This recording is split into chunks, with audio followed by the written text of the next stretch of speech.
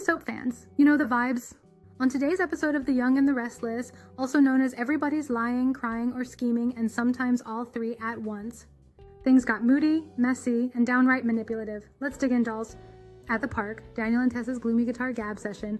First up, Daniel and Tessa are in the park with their guitars like two tortured souls in an angsty indie band. Daniel clocks that Tessa's strumming is more emo than usual and asks what's up. She hits him with the sigh heard around Genoa City and says, "It's Mariah. Something's wrong. She's crying every night, shutting me out, and I've about had it." Sir Daniel of the squinchy eyes wants to help.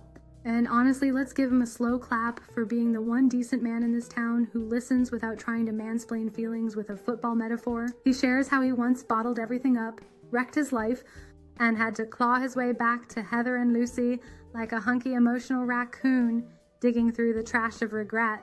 He tells Tessa maybe Mariah just needs time. But Tessa, baby girl, is done with the waiting game.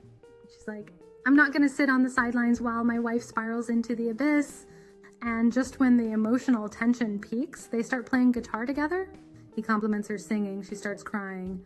And I'm over here wondering if this is a music therapy session or the prelude to an acoustic divorce album.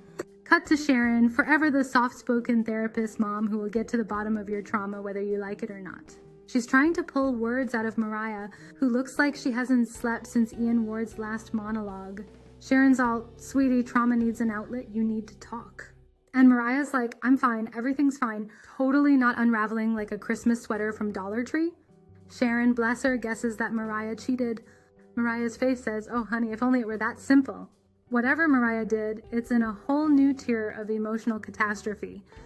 She basically tells Sharon, "You don't even want to know the tea and I ain't spilling it anyway."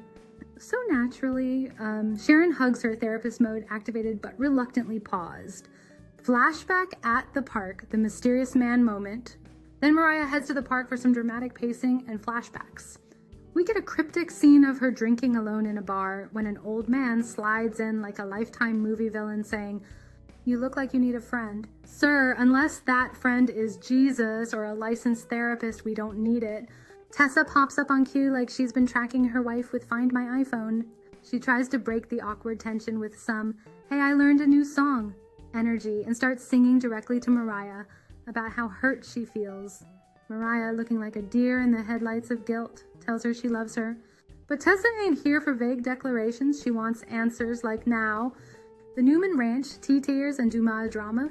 Meanwhile, over at the Newman Family Emotional Recovery Center, aka the ranch, Nikki and Nick are sipping tea and stressing about Victor and Michael's latest bro breakup. Victoria walks in with the vibe of someone who's been crying in her car and says, "Cole's in the hospital with pneumonia and I'm not okay." They all try to reassure her, but the air is thick with doom. Then they pivot, like the good little corporate royals they are, to the upcoming suspicious as hell party in France hosted by the mysterious Dumas. Nick thinks it's more than business. Nikki's face says spy thriller. And Victoria, she's not buying the croissants and champagne cover story. She's staying behind for Cole, and I get it. Honestly, everyone else should stay home too, but nope. Let's all hop on the drama plane to France. The GC aches, lip locks, low blows, and Phyllis unhinged. Now this is where the champagne starts to fizz, baby. Billy and Sally are doing their usual tongue tango in the GCAC lobby. When Phyllis, I live to stir the pot, Summers shows up and makes a beeline for Sally with that signature smirk and a venomous monologue locked and loaded. He tells Sally she's bad at watching her back, dumb for not being scared, and basically accuses her of getting every job she's ever had by hopping on some man's investment portfolio, if you catch my drift. Y'all, the read was so brutal, I had to check if Sally's edges were still intact. And then the classic, "Is this some carny con you learned in the circus? Girl." Billy walks back into this Real Housewives moment, just in time for Phyllis to announce she's got somewhere important to be, and struts off. Phyllis the party crasher, France-bound and fabulous. We find Phyllis perched at the bar, texting Amanda with the energy of a teenager trying to sneak into Coachella. Amanda calls back and says she did it. She got Phyllis into the Dumas party. Phyllis lights up like a Christmas tree and declares herself back on top. "Ma'am, you're not on top. You're clinging to the edge with red nails and spite." Billy and Sally return and Phyllis lets them know she'll be in France, darling. Sally says maybe they should coordinate outfits. Phyllis hisses that she's not a seat filler. She's the main event. And you know what? Delusional? Yes. Entertaining? Also yes. Daniel and the matriarch menace. Back to Daniel, who gets ambushed by his mom. I have good news, she announces. Ma'am, no one ever says that unless it's followed by bad news or a bombshell. Turns out, Phyllis has gotten her foot in the door of whatever Dumas is planning. Daniel looks like he wants to run directly into traffic. Same, sir. Same. Who?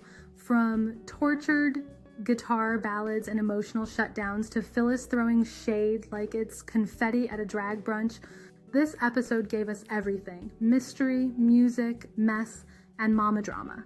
And next week, oh honey, we're going to France. Pack your bags, bring your secrets, and don't forget your passports or your petty. Until next time, this has been your girl bringing you all the glam, the gasp, and the gossip from Genoa City.